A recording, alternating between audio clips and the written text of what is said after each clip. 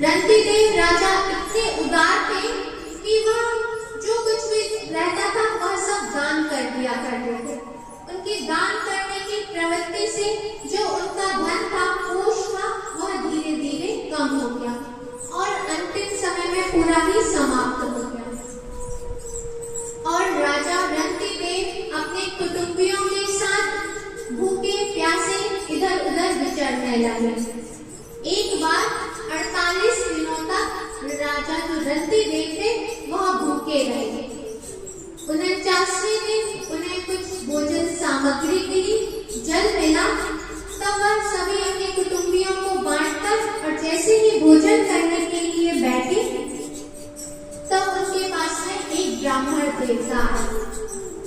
उन्होंने कहा कि मुझे बहुत भूख लगी है। तब रंतिदेव ने ब्राह्मण को भोजन कराया और जो शेष भोजन बचा वह सब आपस में बांटकर भोजन कर लेते। तभी एक शूद्र आया और उसने भी अन्य जल की याचना की कि मुझे भूख और प्यास सता दे। तब रंतिदेव ने जो बचा हुआ भोजन था वह उस शूद्र को दे दिया।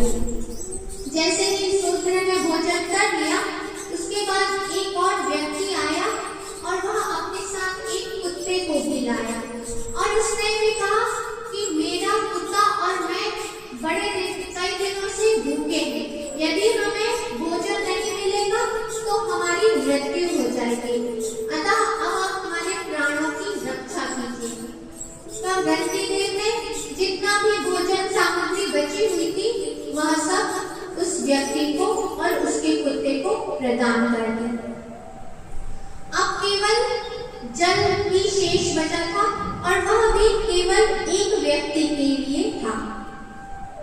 उसी समय एक चांडाल आया और उसने कहा कि मैं प्यास से व्याकुल हो रहा हूँ, मैं अत्यंत नीच हूँ, अतः आप मुझे पानी जल पिलाएं।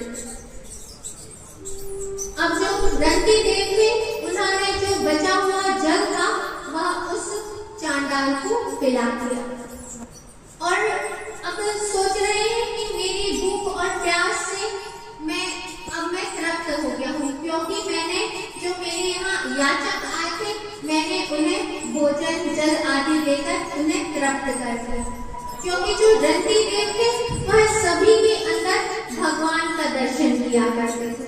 उन्हें यह लगता था कि जितने भी जीव हैं वह सब भगवान